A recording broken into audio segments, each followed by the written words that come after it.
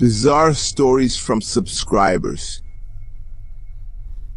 My name is Jonathan, and I'm going to tell you about something crazy that I saw happen, man. It was at my mom's work. She works at a public hospital downtown, a place that, at first glance, looked like it came from another era. The walls were peeling, the windows creaked in the wind, and the smell of cleaning products could barely cover up the musty odor that was stuck in there. It was a super old, worn-out hospital that looked like it hadn't been renovated in decades, Leo. I used to go there after school since my mom stayed late, and it wasn't uncommon for me to get lost in those poorly lit hallways. Sometimes the only sound that broke the silence was the distant echo of a machine running. A heart monitor beeping or a phone ringing incessantly somewhere far away.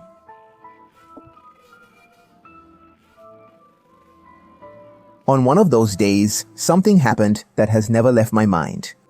I was in my mom's room drawing something just to pass the time, while she was typing the report on a computer that looked almost as old as the hospital. Suddenly, the sound of the fax machine started to go off. The curious thing is that in that hospital, the fax was hardly used anymore. It was a relic left behind in some corner, dusty and almost forgotten there. The fax machine started printing. My mother looked at me surprised. Nobody used that thing anymore. She asked if I had called, but I said no. When the paper finally came out, she picked up the document frowning. I got up and went to her, curious. It was a medical report or something like that, but something was wrong. The name of the patient on that sheet didn't exist. Seriously, not even the date. There was no record of who had sent it, as if the fax had connected to somewhere between the present and nothingness.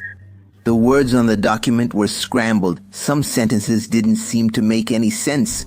As if they were fragments of a larger text, but incomplete. It was disturbing. It's likely a network issue.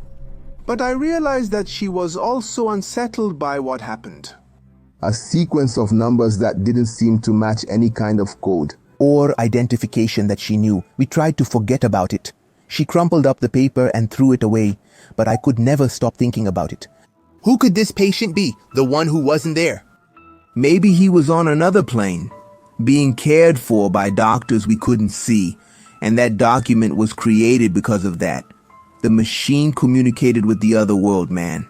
A few days later, one night, when my mom got home, she said that the people at work, they weren't using that fax machine anymore. It wasn't even working. This is more proof of the supernatural's existence, according to them. I never returned, fearing for my mom's safety. Guys, I just released another comic in the store, Cartoon Cat vs. Siren. It's a story that takes place in a land destroyed by these bizarre creatures, and it shows the fight between these two titans. Who will win this battle is the big question we all want to know. And if you don't know, we have the story of Leo and Grandma in an adventure against the forces of evil. Children from the neighborhood are mysteriously disappearing. What could be happening? Will Leo and Grandma be able to solve this mystery? We have other comics too. Just add the store's WhatsApp and we'll help you out. My name is Brandon, and ever since I was a kid, the stories my grandfather told me always gave me chills. He was a quiet man, but when he started talking, it was impossible not to pay attention. Among all the stories, one always scared me more than the others. The one about Mr. Bigode, a loan shark who, if you didn't have the money to pay him, would charge you something even more valuable than money itself. This man, Brandon, he shows up when you need him the most. He'll give you whatever amount you want, without asking anything. But when it's time to pay him back, if you don't have it, you'll be in trouble. I never knew if that was real or if my grandfather was just trying to scare me so I wouldn't get into trouble. But on the last night I saw him, everything seemed different. He was sitting in the armchair, staring at the unlit fireplace. We think we can run, but no one escapes Mr. Mustache, Brandon. He murmured almost to himself, with a sadness I had never seen in him before. I stayed awake for hours, unable to sleep properly, thinking about my grandfather's words. When I finally fell asleep, I dreamed of a tall, thin man dressed in black with a hat that hid part of his face. He was standing in the corner of my room, looking at me with empty eyes and a smile that cut through the darkness. I woke up gasping and sweating cold. It all felt like a nightmare. But the feeling that something was wrong didn't leave me. I got up and went straight to my grandfather's room, hoping he was sleeping peacefully. But I found him lying down. I called out to him, but he didn't answer, man. I touched his hand cold as ice. My grandfather had passed away during the night, without making a sound or giving any warning. It was as if he had simply gone away. Taken away by some ghost from the past.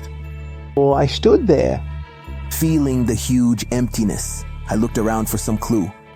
Something that could explain what I was feeling. But I only found silence. The next morning, while the family gathered to mourn their loss, I went to his room and rummaging through the drawers of his closet, I found an old notebook that he was always fiddling with. I flipped through the pages until I found some kind of contract. the one with my grandfather's name and a smudged signature, by Mr. Bigode. The final clause was there. Clear as day. If the payment is not made, the debtor's soul will be mine. Everything made sense now. The fear in my grandfather's eyes and the hurried prayers before bed. The deep sighs he let out when he thought no one was watching. He was running from a debt he couldn't pay, and that night, Mr. Bigode finally came to collect. Since then, I haven't been able to sleep well. The presence I felt in my dream seemed real. As if he was still watching me. Sometimes I think I see a shadow move in the corner of my room, or I hear a distant voice calling me. Did Mr. Bigode stop by here? Is he waiting for me now? Or will he come back so I can pay something that was left pending? Hi Leo, I'm Pedro and I'm 14. This story didn't happen to me, but to a neighbor who lived across from my house. He was kind of strange, had pale skin and almost never left the house except when he went to school. That's when I saw the guy's face. His father drank a lot and always came home stressed out, carrying a can of beer in his hand, which caused a lot of fights. One day, his father came home much more agitated than usual and started arguing with his mother in front of the house door. I heard the noise and quickly went to the window to see what was going on. He cursed at the mother while my neighbor just watched quietly. His mother started crying and went back inside the house while his father headed toward the car to get out of there. Before getting into the car, my neighbor said something that I couldn't hear, man. But it made his father angry. He got in the car and left. The next day, I heard the news that his father had died in a car accident. I felt bad and decided to go to my neighbor's house to see how he was doing. I knocked on the door for about 20 minutes, seriously, but no one answered. Then a lady opened the door. I asked her, "Hey mom, do you know where the boy who lives here is?" She looked at me confused and replied, "What boy? I've lived here for years." After that, I apologized and left. I asked several people, including my dad and my mom, but no one remembered any boy there or a family living in that house. They only told me that the lady was the one who lived there. To this day, I wonder if all of this was just my imagination since I was little at the time, right? However, I still hear that boy's voice coming from that house. My name is Roberta, and I always loved my dolls. They were my friends, my companions. I had dolls of all kinds, big, small, cloth, porcelain. I would arrange them every night before going to sleep, placing them in the corner of the room, always facing my bed, as if they were my guardians. Each one had a name, a story, and I talked to them as if they were real. To me, they were. Everything changed when we moved into that old apartment. My mom said it was temporary, just until things got better, but I didn't like that place. The building was old, with peeling walls and dark hallways that seemed endless. And the elevator, oh, that elevator is creepy. A noisy iron monster that creaked and groaned as if it were alive. As if it hated every person who stepped inside it. Every time someone used it, a metallic sound echoed through the building. A deep creak that dragged across the floors. It gave me chills. At first, I tried to ignore the noise to focus on my dolls and the stories I created with them. But then something strange started to happen. The dolls began to disappear. The first time, I thought I had forgotten where I had put it. But every night I arranged them carefully, and when morning came, one of them wasn't there. I searched everywhere, turned the room upside down, but I couldn't find anything. This happened for several nights. Every morning, one less doll. I talked to my mother, but she always told me I must be playing or that I had put them away somewhere and forgotten. Roberta, you must be dreaming, girl, she would say without ever really looking at me. It was as if she didn't want to believe that something strange was happening. One night, with only 6 dolls left, I decided that I was going to protect the ones that were still left. I took them all and put them inside a wooden chest that was under my bed. I closed the chest tightly, feeling a bit of relief. No one would mess with them there.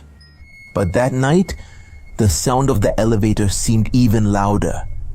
It wasn't just a creak, Leo. It sounded like the metal was dragging, twisting. I woke up several times to that sound, which now seemed even closer. As if it were dragging itself down the hallway and coming toward me. In the morning, fear was already eating away at my courage. The first thing I went to check, was under the bed. The chest was still there. Exactly as I left it. Just to be sure, I opened the lid. The chest was empty? My dolls were gone? All of them! It didn't make sense. No one could have touched them. Or could someone have? I ran to my mom, almost yelling, but she was busy. Always with something more important to do. Stop playing, Roberta. I already told you. Maybe you're getting too old for these dolls. Desperate, I spent the day searching, rummaging through drawers and cabinets. I went to my mom's closet to see if she was hiding my dolls, but nothing was found. It was as if my dolls had never existed. That night, I was alone in the room, feeling the weight of emptiness where my companions used to be. I was afraid, not just because they were missing, but because of the noise too. The sound of the elevator was constant now. As if it had been running all night, but the building was silent. Everyone was sleeping. It was as if the elevator was alive. Going up and down. Going up and down. With no one inside, I decided to check the hallway. I was planning to get a glass of water in the kitchen. I slowly opened the bedroom door, and I was faced with darkness. But what really scared me, it was the sound of the elevator coming from outside. It was stopped on our floor, and this was past 1 in the morning. More or less. I looked through the peephole and I saw the door slightly open.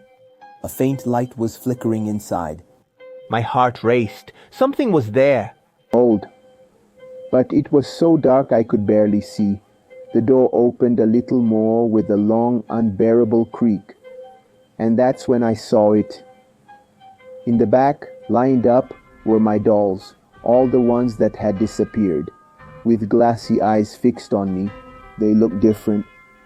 Dirty, with tangled hair, some with small tears. There were finger marks on their faces. It was as if something had gripped them tightly and crushed the plastic. I took a step back and the elevator slammed its door shut, slowly descending, taking them somewhere I should never go. I ran back to my room and closed the door, curling up under the covers. It felt like that elevator came to show me what it did to my dolls. It brought them up to my floor and then left, saying, "I'm with them, come get them." Even though I really liked them, I didn't have the courage to open the door and go get them. I didn't know what that thing was planning. I never saw them again. I always take the stairs. And when I walked past the elevator, I always think about it. Hey Leo, my name is Emily, and today I'm going to tell you something scary. That happened to me. A few days ago, I went with my family to my great-grandma's farm. I had never been there to sleep, you know. We always went and came back the same day, but this time we were going to stay the whole weekend. When we arrived, it was already around 4 in the afternoon. My great-grandma welcomed us and warned me and my brother That we shouldn't leave our parents' side at night, because as soon as the sun went down and darkness arrived, he would walk around there. We asked who he was, but my great-grandma just told us to be very careful. Be careful, my little grandchildren, because at night he walks around out there. Don't go out without your parents, okay? Without me and without any adults around. Because if not, things could go wrong. If you need anything, put the little potty next to your bed so you don't have to go outside. It was already night when Humberto, my younger brother, woke up and said he wanted to use the bathroom. The house was old and didn't have a bathroom inside, man. You had to go outside to a kind of cabin to do your business. So I left the room without waking up my parents, grabbed a flashlight, and took Humberto so he could relieve himself. When we got there, I realized the bathroom was locked and I didn't know where the key was, so I took him to go in the bushes instead. Right there nearby, while he finished, I looked around to see if there was anything strange. I got startled when I looked outside the fence and saw a tall, thin man with a scary smile and wide open eyes. Ah! I screamed and pulled my brother, who had already finished, and we ran back home again. I told him what I had seen and we couldn't sleep well that night. The next night, I was the one who wanted to go to the bathroom, but this time I knew where the key was. I had asked my grandma where it was and she told me it was hanging behind the door. I went really scared and left my little brother sleeping. The problem was mine and I would have to solve it. I walked slowly, looking all around. Everything was normal so far. When I was inside the bathroom relieving myself, I heard footsteps coming closer to me and creepy laughter. I knew it was that strange man. I quickly locked the door and stayed silent. I felt some banging on the door. It seemed like the whole structure was going to collapse. Open this door! Is there someone there? But I didn't make a sound until after about half an hour he left. I ended up pooping myself from how scared I was. The next day, I asked my great-grandmother who he was, the man who walked around there at night. She told me it was the soul of a person who had worked on the farm, taking care of the animals, and who had died a few years ago. After that, I called some of my cousins and Humberto to go to the fence where I had seen the man, and we saw a dead cow with scratch marks. Ah, my son, I stopped raising animals here because he eats them. Everything kills them. Everything bloodily. He goes and finishes off the animal. He probably fed on the animals, right? Or maybe he just did it for fun. I don't know, Leo. I just know that was wild. Guys, I just released another comic in the store, Cartoon Cat vs. Siren. It's a story set in a land destroyed by these bizarre creatures and shows the fight between these two titans. Who will be the winner of this battle?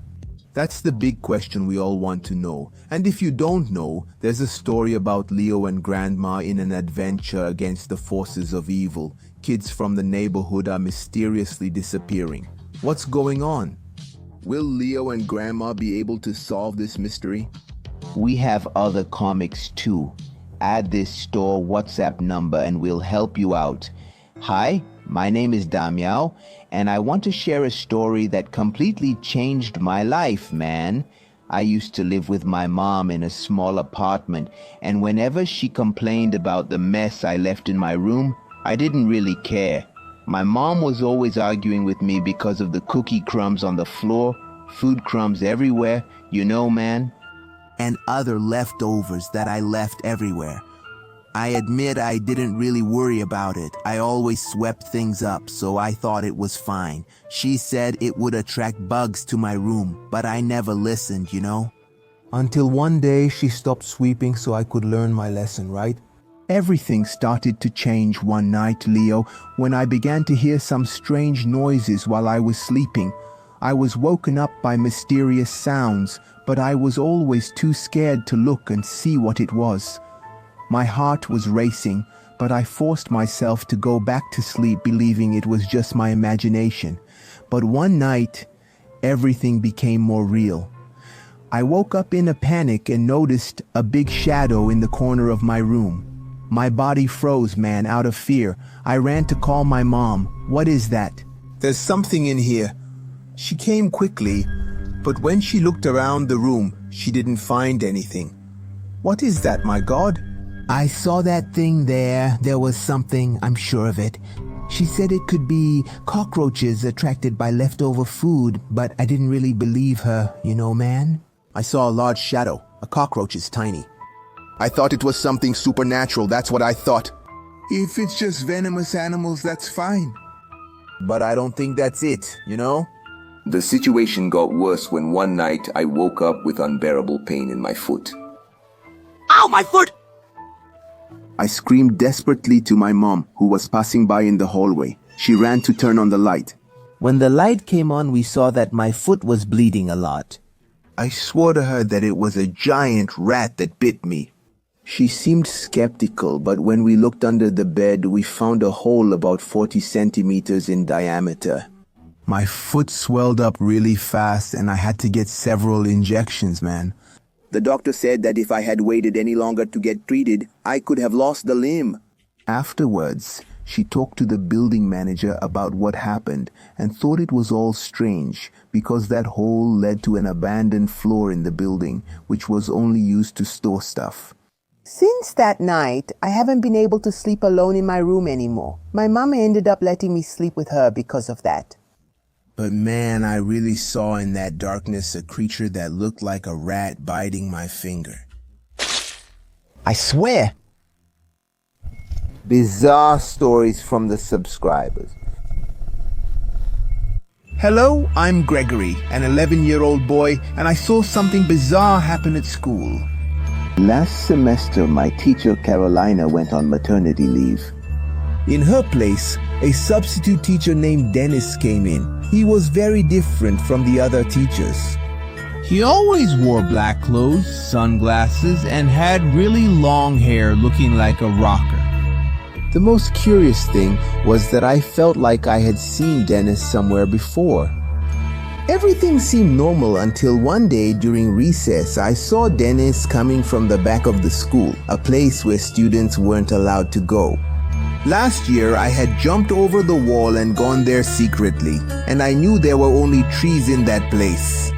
Dennis was carrying a black umbrella, apparently protecting himself from the sun, and that stuck in my mind.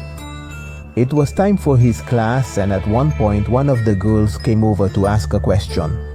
But he started acting strange and told her to sit down right away, saying he would help her later. That day, he left the classroom and never came back. Days went by, and curious, I went to the forbidden place where I saw the teacher. That's when I discovered something disturbing. In the middle of the trees, there were some concrete structures. I saw what looked like a lid move.